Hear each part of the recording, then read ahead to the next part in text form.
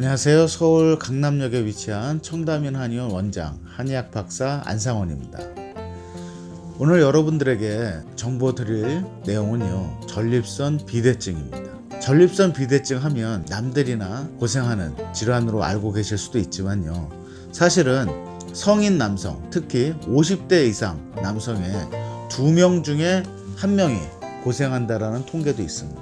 상당히 많은 남성들이 이 전립선 비대증으로 고생들을 하고 계시는데요, 또 이러한 이야기도 있습니다. 50대에는 50%가, 60대에는 60%가, 70대에는 70%가 고생한다라는 이야기도 있죠. 생각보다 많은 분들이 이 전립선 비대증으로 고생을 하고 계십니다. 전립선 비대증이 나타났을 때 발생하는 가장 특징적인 증상은요, 낮에는 소변이 자주 마렵다, 소변이 시원하지 않다, 또 소변을 보려고 할 때 오래 걸린다, 급하게 소변을 보러 화장실에 뛰어가야 된다. 야간에는요, 이 야간요 때문에 하루에도 하룻밤에도 2번, 3번, 심지어는 5, 6번씩 소변이 마려워서 잠을 깨야 되고, 화장실에 가서 소변을 보셔야 되고요. 또 소변을 보고 온 후에는 잠이 금방 들지 않아서 숙면을 방해하는, 결과적으로 이러한 야간요 증상 때문에 낮 시간에는 하루 종일 졸리기도 하고요, 또 의욕이 떨어지기도 하고, 또 정신이 몽롱하다라고 표현하는 환자분들도 상당히 많습니다. 저희 한의원에 이 전립선 비대증 증상으로 내원하시는 환자분들은 50대부터 80대까지 상당히 다양한 연령층에서 이 전립선 비대증 때문에 고생하고 계시고, 또 한의원으로 치료를 받으러 오시는 분들도 많이 계시죠. 간혹 가다가 이 전립선 비대증 문제로 인해서 통증이 발생하는 경우도 있습니다. 남성 회음 부분이 뻐근하다, 당긴다, 또 찌릿찌릿하다, 자결감이 느껴진다, 또 그러한 증상이 하루 종일 느껴진다라고 표현하는 이 회음부 통증, 또 전립선 통증 환자분들도 50대 이상은 대부분의 원인을 전립선 비대증으로 추정하고 있습니다. 자, 이 전립선 비대증은 과연 어떤 질병일까요? 전립선 비대증을 이해하기 위해서는 우리 전립선이 어디에 위치하고 있고 또 어떤 작용을 하는 기관인지 알아볼 필요가 있습니다. 자, 전립선에 대한 설명을 제가 지금부터 시작하겠습니다. 요 모형도를 보시면요, 전립선은요, 요 부분이 방광이고요, 방광 바로 아래 위치한 밤톨 크기만한 조직을 우리가 전립선이라고 얘기합니다. 자, 여러분들 보시면요, 방광, 전립선, 그 다음에 이 성기의 뿌리가 연결이 되어 있습니다. 전립선은요, 이렇게 눌러보시면 말랑말랑한 특수한 지방 조직으로 구성되어 있다고 알려져 있습니다. 평상시에는요, 이 정액의 20% 정도를 차지하고 있는 전립선액을 생성하고요, 그 다음에 소변이 내려가는 요 관이, 여기 보시면 방광에서요, 요 관이 전립선 가운데를 관통해서 내려가서 성기를 통해서 요도, 귀두까지 연결되어 있습니다. 그래서 결국은 전립선은 이 소변이 내려가는 가운데 길목이라고 이해를 하셔도 됩니다. 그래서 이 방광의 감염을 예방하는 기능을 하고요, 또 정액의 20%를 차지하는 전립선액을 만들어내는 일을 하게 되는 겁니다. 문제는요, 이 전립선 부분에 염증이 생기거나 또는 전립선 비대증이라고 해서 전립선 조직이 점점 비대해지게 커지거나, 또는 이 전립선 부위에 경직이나 구축이나 또는 노화에 의해서 요 관을 압박하게 되면 그때부터 소변 증상들이 생기게 된다는 거죠. 자, 이 전립선과 해부학적으로 가장 가까운 이 부위가 흔히 얘기하는 회음부 또는 남성 회음 부위라고 표현합니다. 한의학에서는요, 이 회음혈을 남성의 소변과 성기능의 가장 중요한 경혈자리로 이렇게 인식을 하고 있는데요, 이 회음 부분은 해부학적으로도 전립선과 가장 가까운 부위에 위치하고 있습니다. 그래서 저희 한의원에서 봉침 치료를 할 때는 이 회음부에 봉침을 주입하는 치료를 시행하게 되는 겁니다. 또 자전거를 타거나 딱딱한 의자에 오래 앉아 계시게 되면 이 회음부가 압박이 되면서 회음과 전립선 쪽에 혈액순환을 방해하는 원인으로 작용하기 때문에 전립선이 안 좋으신 분들은 자전거를 오래 타시거나 또는 딱딱한 의자에 오래 앉아있는 자세는 피하시는 게 중요한 거죠. 자, 여러분들 보시면 소변은요, 어떤 한 기관에서만 작용하는 현상이 아니고요. 방광에서 소변이 차야 되고요. 방광이 수축하게 되면 이 요관을 통해서 전립선을 관통해서 성기의 뿌리에서부터 이 성기의 귀두까지 소변이 나가는 걸로 인식을 하고 계셔야 됩니다. 자, 문제는 평상시에 요 요관은요 닫혀 있습니다. 자, 그러다가 소변을 볼 때 이 요관이 닫혀 있던 요관이 1cm 가량 벌어지게 되면서 소변이 내려오게 되는데요. 이 요관이 1cm가 벌어지려면 이 요관을 둘러싸고 있는 전립선 조직도 같이 이완이 돼야 되는 것입니다. 이해되시죠? 소변이 내려오려면 요관이 벌어져야 되고요. 요관이 벌어지려면 요관을 둘러싸고 있는 전립선도 같이 이완이 돼야만 소변이 내려올 수 있습니다. 그런데 여러분들 그 껌을 처음에 씹으면 말랑말랑하고 수축력과 탄력성이 좋습니다. 근데 이 껌을요 일주일 내내 계속 씹는다라고 한번 생각해 보세요. 그러면 껌이 딱딱해집니다. 그런 딱딱해지는 현상을 우리가 구축이 됐다, 굳으면서 경직됐다라고 표현하는데요. 이 전립선도 여러 가지 원인에 의해서 구축 현상이 발생하면 요관이 벌어져야 될 때 잘 벌어지질 못하고요. 또 수축돼야 될 때 잘 수축이 되지 않아서 여러 가지 소변 증상이 발생하는 것을 볼 수 있습니다. 흔히들 반신욕이나 걷기 운동이 전립선에 중요하다고 표현하는데요. 그 이유는 이 전립선과 회음 부분에 탄력성을 개선시켜주고 이완시켜주고 혈액순환을 개선시켜주기 위한 그러한 노력들이라고 생각하실 수 있습니다. 자, 아랫배가 차거나 이 전립선의 온도가 떨어지게 되면요, 전립선 조직이 수축이 되면서 여러 가지 문제가 발생할 수 있습니다. 그래서 반신욕도 이 전립선이 안 좋으신 분들한테는 상당히 중요한 그런 생활요법이라고 말씀을 드리는 겁니다. 또 이 전립선 부근에는요, 발기를 주관하는 발기신경과 또 사정을 주관하는 사정신경들이 성기로 지나가는 통로 역할을 하기 때문에요, 전립선은 성기능과도 뗄래야 뗄 수 없는 중요한 기관이라고 생각할 수가 있습니다. 방광 바로 아래 전립선, 전립선과 연결된 성기, 이 세 가지 기관에 의해서 성기능과 소변 증상들이 컨트롤 된다라고 이해하시면 될 것 같습니다. 자, 이렇게 이 전립선은요, 방광 바로 아래 위치하고 있어서 평상시에는 이 남성들한테 중요한 역할을 수행하고 있지만, 나이가 들면서 전립선이 비대해지고 또 남성 호르몬 문제에 의해서 전립선이 비대해지기 시작하면 여러분들을 괴롭히는 다양한 전립선 비대증 증상이 나타나는 것입니다. 전립선 비대증 치료 생각보다 쉽지 않습니다.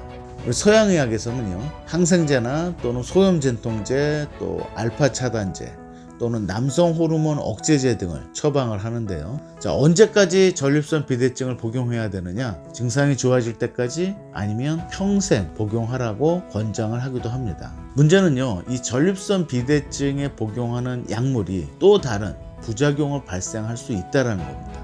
예를 들면요, 역행성 사정이라고 해서 사정을 할 때 정액이 요도를 통해서 배출되지가 않고 역류하는 현상이 나타나는 이 역행성 사정이 있고요. 또 정액이 아예 배출되지 않는 현상들도 나타날 수가 있습니다. 또 전립선 비대증을 수술요법으로 시행했을 때 드물게는 소변이 컨트롤되지 않아서 기저귀를, 성인 기저귀를 차고 생활해야 되는 경우들도 있다라고 합니다. 자, 그렇기 때문에 약물 복용을 해도 전립선 비대증 증상이 잘 개선되지 않는 많은 환자분들이 저희 청담면 한의원에 한의학적인 치료를 위해서 내원을 하고 계십니다. 자, 전립선 비대증 치료는요, 한의학에서 전립선염 치료와 상당히 비슷한 방법들을 사용을 하고 있습니다. 여러분들 이 전립선 비대증에 사용하는 공동약침 봉약침 또는 봉침 치료를 들어보셨는지 모르겠는데요. 한의학에서는요, 오래전부터 이 봉독의 다양한 성분과 효과를 이용해서 주로 관절 통증 질환들, 골프 엘보우, 테니스 엘보우, 또 어깨 오십견, 목 디스크, 허리 디스크, 무릎 관절염 등등 이 다양한 관절 질환들을 치료해 오고 있었는데요. 이 봉약침의 어떤 성분과 효과들이 이 전립선 질환에도 효과적이다라는 연구 결과들이 발표가 되고 있고요. 또 한의학에서는 전립선 비대증에 봉독 약침을 시술했을 때 효과적이라는 그러한 논문들도 발표되고 있습니다. 자, 전립선 비대증 증상 중에 저희가 집중해야 되는 것 중에 하나가 바로 야간요 증상입니다. 환자분이 처음 내원하셨을 때, 자, 어젯밤에 주무시면서 야간요를 몇 번이나 보셨습니까? 하고 질문을 드리면 어젯밤 일은 환자분들이 대부분 기억합니다. 보통 2번 또는 3번, 심한 경우에는 5, 6번. 자, 한의학적인 치료를 한 달 동안 꾸준히 한 후에 비포 애프터를 비교하는 데 있어서 가장 중요한 포인트는 야간요 횟수가 줄어들었냐, 이것입니다. 예를 들어서 봉침 치료를 받으시고요, 또 한약을 복용하시고 봉독 크림을 사용하시고 여러 가지 본인들의 노력에 의해서 한 달 후에 야간요의 횟수가 5, 6번에서 3번, 4번 정도, 또는 드라마틱하게 1번, 2번으로 줄었다면 전립선 비대증으로 인한 문제가 개선되고 있다라고 판단할 수가 있는 것입니다. 최근에 제가 치료했던 환자분들 중에요, 75세 되신 어르신인데 보통 하룻밤에 5, 6번 정도의 야간요 증상 때문에 심지어 안방에 요강을 놓고 생활하시던 환자분을 약 2개월 정도 치료해서 야간요 횟수를 0번에서 1번 정도로 줄인 그러한 치료 사례도 있습니다. 2020년에는요, 이 봉독 약침을 이용한 전립선 비대증 치료 효과에 대한 논문을 발표할 예정인데요. 이렇듯이 봉독 약침은 전립선 비대증 환자들한테도 상당히 효과적입니다. 자, 봉독 약침이 위험하지 않을까라고 걱정하시는 분들도 있는데요. 자, 한국의 한의학에서는요, 벌에서 봉독을 추출하고 이 봉독을 정제 과정을 거쳐서 정제된 봉독에서 붓거나 가려움증을 유발하는 알러지 인자를 제거한 후에 이렇게 봉독 약침 액으로 만들어서 주사기 중에 가장 바늘이 작은 인슐린 주사기를 이용해서 시술을 하고 있고요. 또 알러지 성분이 제거됐다 하더라도 50명 중에 1명 정도는 붓거나 가려움증이 유발될 수 있기 때문에 반드시 첫 시술 전에 피부에 알러지 테스트를 시행하여 알러지가 없는 것이 확인된 후에 시술하기 때문에 좀 더 안전하고 효과적인 치료를 시행할 수 있는 것입니다. 전립선 비대증 환자분들에게 이 봉독 약침을 시술할 때는요, 가장 중요한 포인트가 바로 이 회용 부분입니다.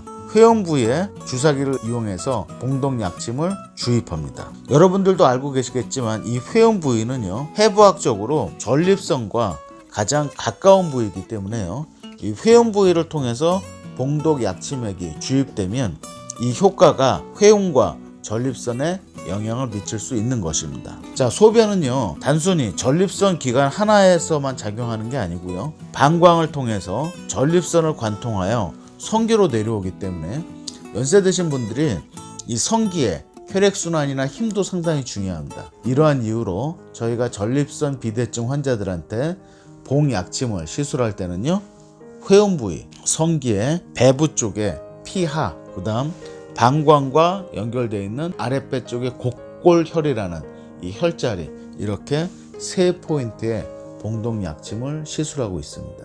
물론 처음부터 많은 양을 주입하는 것은 아니고요, 처음에는 0.3에서 0.5cc, 두 번째 내원하셨을 때 0.5에서 0.7cc 이렇게 서서히 용량을 증량해 나갑니다. 여러분들이 고생하고 쉬고 계시는 이 전립선 비대증이 이러한 봉독 약침과 또 바르는 봉독 크림, 또 복용하는 캡슐 한약, 또 치료를 위한 탕약 등으로 증상이 만약에 개선이 된다면 한 달 후에는 야간요 횟수가 줄어들었다, 낮에 소변을 볼 때 시원하게 본다, 또 잔뇨감이 많이 좀 줄어들었고요, 소변 줄기가 좀 더 강해진 느낌이다 라는 호전 반응들을 느끼실 수가 있는 것입니다. 물론 전립선 비대증 치료가 쉽지 않기 때문에요. 이 봉독약침 한 가지만 가지고 치료하는 것은 아니고요. 봉독 크림이죠. 정제봉독 성분이 들어가 있고요. 미국 FDA DMF 원료의약품에 등록되어 있는 국산 정제봉독을 함유하고 있기 때문에 평상시에 하루에 2번 아침 저녁으로 남성 회음 부위에 봉독 크림을 바르시고 마사지 하듯이 문질러 주시면 피부를 통해서 정제 봉독 성분이 흡수되는 개념입니다. 물론 회음 부위만 바르시는 것보다는 회음 부위, 또 이 성기 부위, 또 아랫배 부위까지 같이 꾸준하게 발라주시면 효과적이라는 거죠. 이 봉독 크림에는 온열 성분도 들어가 있기 때문에 온열 마사지와 또 봉침 치료를 받는 것과 유사한 그러한 효능과 효과를 기대해 볼 수 있습니다. 그 외에도 환자분들의 나이와 증상에 알맞게 이런 식의 캡슐형 한약을 처방해서요, 전립선 쪽의 탄력성을 개선시켜주고 염증을 치료해주며 또 혈액순환을 좋게 만들고 면역력을 강화시키는 개념의 치료를 서울 청담인 한의원과 전국 한방 남성 네트워크 한의원에서 함께 시행을 하고 있습니다. 서울, 부산, 대전, 대구, 인천, 전북 익산, 또 충북의 청주, 경기도의 평택, 또 경기도의 김포에 위치한 저희 한방 남성 네트워크 한의원에서 전립선 비대증 환자들을 위하여 전립선 봉침 치료, 바르는 봉독 크림, 또 복용하는 치료 한약, 캡슐형 한약, 다양한 약침 치료를 가지고 전립선 비대증 증상을 개선시키기 위한 한의학적인 치료를 시행을 하고 있는 겁니다. 자, 어젯밤에도 혹시 소변이 마려워서 잠을 깨지는 않으셨는지, 또 오늘 아침에 처음 소변을 볼 때 소변이 잘 나오지 않아서 고생한 경험이 있으신지요? 또 낮 시간에 잦은 소변으로 일상생활이 많이 불편하시진 않으신가요? 전립선 비대증으로 고생하시는 환자분들이 생각보다 많습니다. 또 앞으로 노령화 인구가 늘어나면서 전립선 비대증 환자들은 점점 더 그 숫자가 늘어날 것으로 예상되고 있습니다. 삶의 질을 개선시켜주기 위하여 그동안 여러분들이 다양한 방법으로 전립선 비대증 치료를 해오고 있음에도 불구하고 여전히 소변 증상으로 힘드시다면 이제는 봉침 치료, 바르는 봉독 크림, 오래전부터 처방해오는 한약과 이러한 복용이 편안한 캡슐형 한약을 통한 전립선 비대증 치료를 한번 시작해 보시면 어떨까 하고 권장을 드리고 싶습니다. 마지막으로 여러분들이 꼭 지키셔야 될 사항들이 있습니다.